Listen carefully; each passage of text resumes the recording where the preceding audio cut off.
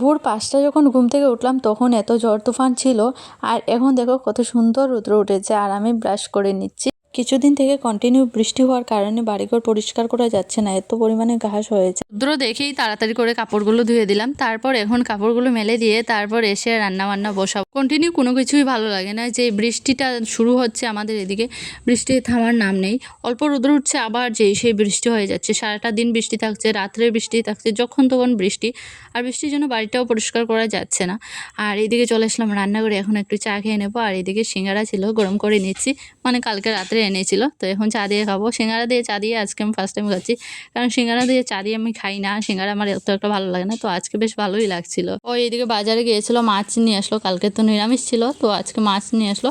আর এখন মাছ রান্না করবো। এদিকে ভাত রান্না বসিয়ে দিয়েছি, আর এদিকে ছেলেদের জন্য রান্না করতে হবে। ছেলেদের ম্যাম ওদেরকে পড়িয়ে চলে গেছে, তো এখন আমি ওদেরকে নিয়ে বসেছি ভাত খাওয়ার জন্য। আর খাওয়ানো এত পরিমাণে কষ্ট, ওদের ভাত খেতেই চায় না, খুব কষ্ট করে খাওয়াতে হয়। তো এটা সেটা বলে তারপর টিভি চালিয়ে তারপর খেতে হয়। এতটুকু বড় হয়ে গেল তারপরও খেতে চায় না। মাছ তরকারি একটা ঝাল করে নিয়েছি, আর আমার ছেলেদের জন্য আলাদা রান্না করছি। এখন রান্না করে চলে আসলাম, করলা ভাজা করব।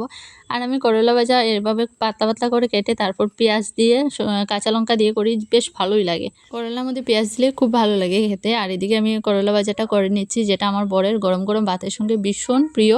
তো ওর করলা ভাজা হলে আর কিছু লাগে না। এদিকে ওকে ভাত দিয়ে আমিও ভাত নিয়ে বসে পড়লাম, আর এখন খাওয়া দাওয়া করে নেবো। আর তারপর স্নান করে নিলাম। আজকের ব্লগটা এখানেই শেষ করছি, টাটা, দেখা হচ্ছে নেক্সট ব্লগে।